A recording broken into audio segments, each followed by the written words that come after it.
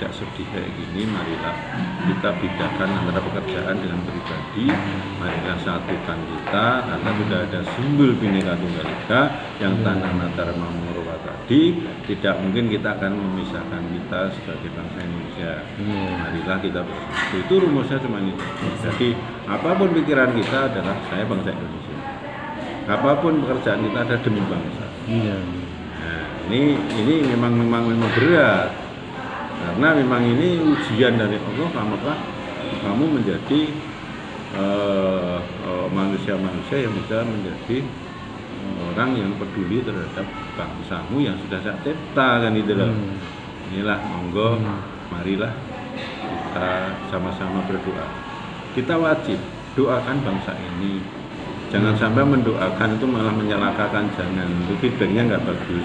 Titik baliknya juga kamu kena sendiri, nggak boleh kan.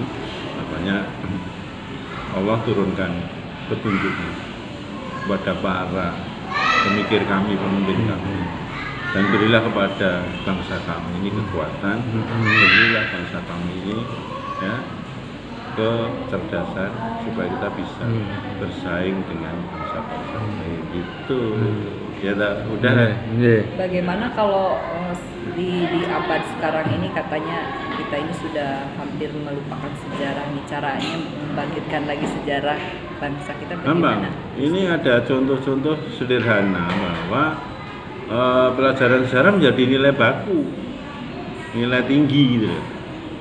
Satu, kalau kita mau ke luar negeri ya harus minimalnya tahu sejarah bangsa kita itu berapa poin gitu. Itu harus dijadikan. Kalau mau bikin paspor ya gue ngerti sih, sinau dulu. Kalau ada sinau dulu. Nah, gitu. Jadi supaya kita ketika kita belajar kan ada rekaman di otak, berarti sudah. Berarti apapun kita tahu kebangsaan kita. Supaya kita nggak lupa. Semua harus diberi poin yang lebih sejarah ini. Bukan kita mendeskripsikan yang lain, tapi demi untuk menguatkan ini, karena kita baru terjadi kegoyaan di nilai kebangsaan, maka sejarah di nomor satukan dulu. Sejarah persatuan ini, sejarah itu bangsa ini. Dinamakan itu Bang, kembali ke jati diri bangsa gitu tuh ya. Sebagai bangsa Indonesia itu harus tahu asal-usul bangsa kita sendiri. Ya itu tadi, maka itu harus nomor satu ada nilai tinggi, sehingga ketika itu ada nilai tinggi mau tidak mau dia belajar. Nah, ketika dia belajar makanya akan terbukalah pemahaman sejarah bangsa ini di semua generasi milenium lah. Nanti ke depan menatap abad yang keberapa itu kita sudah siap menyelamatkan bangsa kita. Memang transisi generasi ya dia, ini sangat pengaruh sekali.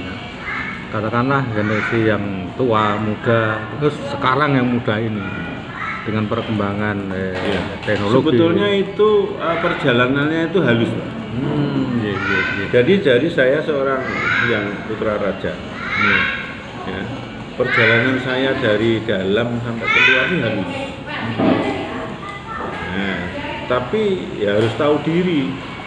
Jadi bahasa ibu atau lingkungan itu sudah ngajari kita. Nah ini saya tidak menjadi sombong, menjadi orang kerajaan ya, tidak menjadi merasa bagaimana, enggak. Justru saya lebih disukai oleh teman-teman saya karena saya bisa menyatu dengan mereka ya. Saya bisa menjalankan tugas saya, dan saya pernah jadi pengibar bendera di Jawa Tengah loh. Paskibraka. Ya, paskibraka itu pernah itu. Jadi saya pas menyium bendera merah itu nangis. Sama. Jadi nangis saya dapat pengalaman luar biasa. Sehingga dari proses inilah maka transisi itu sebenarnya halus. Halus dan menyatu. Nah, yang tidak menjadi menyatu itu sebetulnya ketika kita itu dihantui oleh pikiran kita. Nah, pikiran kita menghantui ini karena juga manajemen negara ini baru kisruh. Nah, makanya negara ini harus bagaimana menjadi pengayom masyarakat bangsa ini betul-betul kuat. Iya, benar. Itu. Nah, ini akhirnya tidak diremehkan. Makanya saya matur bahwa sebetulnya kata transisi yang sangat radikal nggak ada. Itu harus dari putra panjenengan Anda ajari di sekolahan, diajari agama, kalau diajari terus transisinya halus kok bisa. Kenapa menjadi tidak? Karena dia mendengar loh ada sesuatu di sana. Loh kamu mimpin nggak jelas makanya gitu. Akhirnya jadi galau di sini. Kalau gitu wes sudah apa itu? Nah udah akhirnya ketika dia apa gitu masuklah pengaruh-pengaruh jahat. Sehingga semakin banyak yang tidak peduli, semakin rapuh bangsa ini. Maka ini harus hati-hati menjadi pemimpin itu tidak gampang. Jadi pemimpin tidak gampang. Tapi jadi pemimpin itu ibaratnya kalau orang Jawa itu jadi satria lah. Itu nggak gampang. Kalau disebut satria nggak gampang. Nah, salah satunya adalah bisa peduli, bisa mawasiri, ya, bisa santun, ya, bisa tidak menjauh dari Tuhannya, ya, sehingga dia bisa diajak dialog. Itulah satria. Kalau itu sudah sulit dijak dialog, sulit berbicara santun, ini ya bukan satria namanya. Ini budaya bangsa kita punya itu. Satria bangsa ini begitu. Nah, saya dilahirkan dari, kalau orang bilang ya benar saja kamu lingkungan dari sama sebetulnya. Di pelajaran budaya itu semua sama diajari. Tinggal kita itu ngeh tidak itu. Ngeh tidak. Jadi ketika itu ngeh kita selalu ingat, oh saya dipesan dari mbak saya, ibu saya, ayah saya itu kan pesan-pesan yang paling bagus yang harus kita tangkap menjadi sebuah alat untuk perjalanan hidup kita. Nah, syukur kalau nanti kita menjadi pemimpin itu tidak boleh lupa. Jadi nggak boleh kita itu lalu tidak memedulikan sebuah pesan sejarah. Karena sejarah ini adalah sebuah catatan yang tidak bisa dihapus. Sejarah kelam menjadi sebuah gambaran, jangan sampai kelam lagi. Sejarah baik dipertahankan. Itu. Ini perlu. Kenapa menjadi kelam itu dipelajari? Oh ternyata ada titik salahnya di sini, itu dibenarkan, dipertahankan. Jadi nggak terus berbicara radikal, menyalahkan terus, itu jadi salah terus. Jadi kita menjadi bangsa yang salah akhirnya. Iya benar. Semua bilang salah, nanti orang lain bilang oh kamu bangsa yang salah. Padahal kita itu enggak, bangsa luar biasa. Jadi bangsa yang yang pernah disampaikan bahwa kita juga menguasai ilmu metalogi ya. Ya, kesenian kita dari logam semua. Ya. Itu penguasaan metaloginya luar biasa. Berarti bangsa yang tinggi. Yang peradabannya udah tinggi sekali sebetulnya ya. Itu. Nah, makanya ketika kita ini punya peradaban tinggi, kenapa menjadi suram? Ini perlu dibangkitkan kembali. No zaman kelakone. Kalau memang sudah harus di tengah, ya jangan dipaksakan. Gitu. Nanti memaksakan kan biayanya sangat tinggi, sehingga malah yang lain tidak bisa dijalankan. Jangan mengejar yang itu merugikan. Kita harus melihat kekuatan kita. Orang Jawa selalu itu, kita kalau ke sana apakah kita meninggal?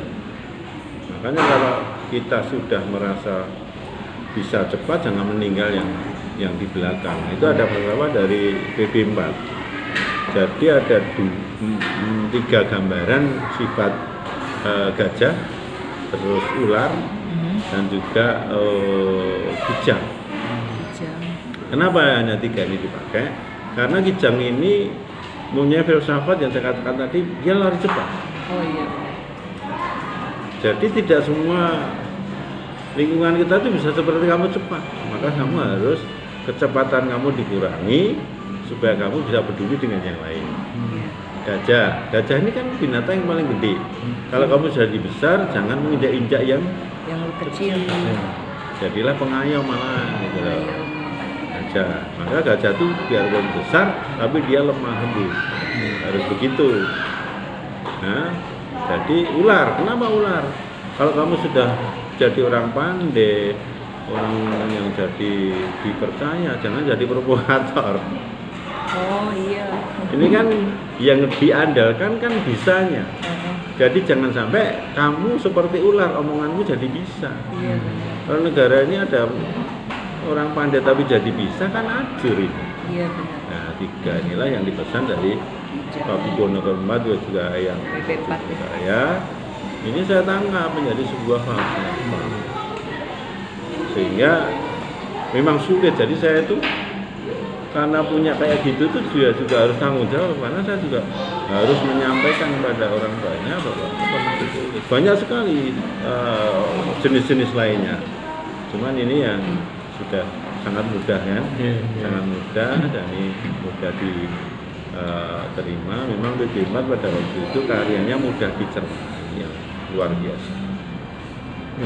Sosok leluhur beliau itu kan tahu sebelum minarah artinya. Jadi Ya, ini akan dipelajari beliau, bangsa generasi yang karena akan beliau datang. mau tadi mencermati sebagai seorang pengayom yang tentu dia harus berbuat bagaimana yang saya pimpin, yang saya yomini juga bisa kuat seperti niatnya Panembahan Senopati pada waktu dia bertapa sampai di Ngising Samudra itu hanya satu yang paling kuat adalah karya nak tiasing sasomo. Jadi dia menjadi raja ini bagaimana dia mengenakan, mensejahterakan rakyatnya dan sesamanya. Ini hanya situ. Nah itu ditangkap oleh turunannya terus sampai dikeluarkan, jangan sampai kamu menjadi bisa, dan kamu selalu menginjak-injak yang kecil, jangan sampai kamu meninggal yang harus kita angkat kan gitu. Paham ya? Itu kalau dijabarkan luar biasa. Iya. Nah tantangan itu artinya pesan leluhur dan seperti itu kan selama ini saya iya itu kurang untuk katakanlah di masyarakat kan sosialisasikan terhadap generasi Ya, sebetulnya banyak, cuman belum percaya diri. Ini menggalikan percaya diri lagi loh yang paling sulit. Ya, isu-isu yang nggak benar terhadap yang punya falsafah ini perlu kita luruskan dulu supaya dia oh iya. Bagaimana saya akan percaya dengan omongan penjenengan sementara penjenengan sendiri sudah disoklay bahwa kamu nggak benar kan sulit. Ya. Apa itu? Ini juga gitu. Ini harus kita sampaikan dulu bahwa ini ada sesuatu yang belum terbuka, masih gelap. Tapi saya sebagai keturunannya, ya ini menjadi suatu tugas kami menyampaikan. Karena ini falsafah yang baik untuk bangsa ini, untuk manusia siapapun. Memang perlu edukasi ya itu ya terhadap ya anak-anak muda, meskipun anak-anak muda Saya sekarang udah kalau beda. ketemu yang sedang skripsi atau anak-anak SMA yang sedang juga karya tulis itu saya kasih. Mungkin nanti dia akan muncul ketika dia sudah menjadi orang, ingat oh saya pernah dimimpikan di sana atau diberi Ujangan. itu. Banyak kok yang dia saya ulang itu tuh diunggahke itu banyak. Ya. Diunggahke ke YouTube. Medsos ya. Ngaten nggih? Nggih. Terima Matur nuwun kasih. Gusti. Assalamualaikum warahmatullahi Banyak wabarakatuh. ilmu. Nggih. Amin amin. Mudah-mudahan bermanfaat. Amin. Rahayu Gusti. Ini para pemirsa Ini diminum dulu. di seluruh Ya. Bedah. Indonesia Nusantara, kami barusan sedang dapat ketua nasihat sama Gusti Puger bagaimana mensikapi tentang bangsa ini dan atas Nasihat. saran beliau terhadap generasi muda bahwa kita harus saling waspada dalam meneruskan perjalanan bangsa ini. Harus eling waspada dan juga harus tahu kembali kepada jati diri bangsa ini. Demikian para pemirsa, liputan kami dari wilayah Solo, sekitar Solo Raya dengan Gusti Puger. Beliau adalah putra dari Pakubono ke-12. Pakubono ke-12, Adik Raja ke-13. adiknya Raja yang ke-13. Terima kasih, matur nuwun, rahayu, rahayu, rahayu.